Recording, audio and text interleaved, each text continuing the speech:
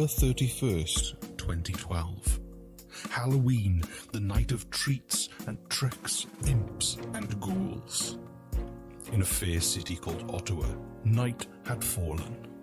Costumed youths scampered the streets, dashing between Toyota Camrys and Nissan Altimas, carefree and full of fancy. Little Timmy and little Susan were hungry. Their stockpile depleted by a chocolate binge while hiding under a bush from some bigger children. With cheap knockoff scream masks their parents had ordered from the internet. They had only just arrived in time for the festivities and reeked of subpar materials and construction, but they were half the price and a good deal. As hungry as ravenous wolves, Timmy and Susan came across an imposing home.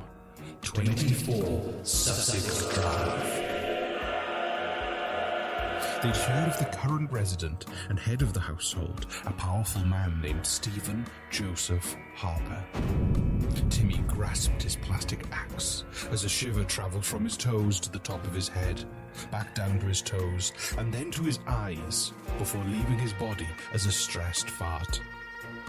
But Susan's blood sugar was crashing, and the Susan Timmy knew and loved was gone.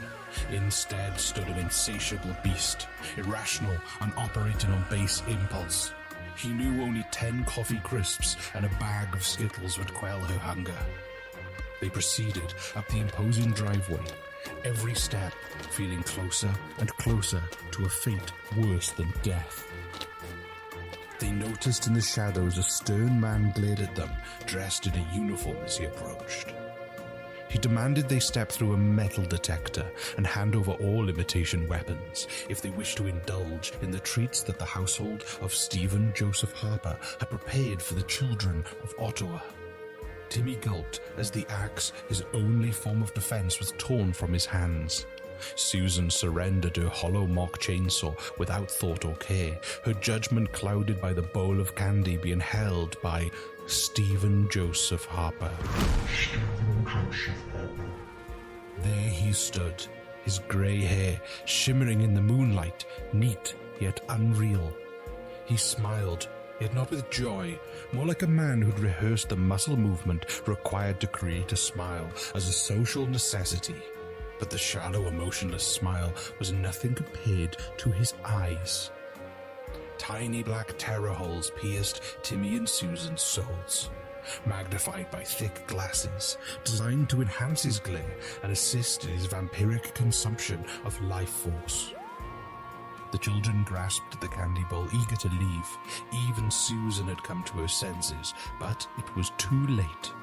Stephen Joseph Harper desired more from them. His twisted mind had concocted the situation in a heinous plan for a photo opportunity. Timmy and Susan winced as the hollow-smiled mystic posed with them for the press photographers.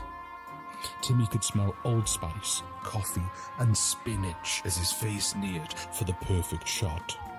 But just as the ordeal had started, it was over. Timmy and Susan trundled away, bags full of candy they dared not eat, souls drained to less than 5%, and a feeling that Stephen Joseph Harper had cursed them for life.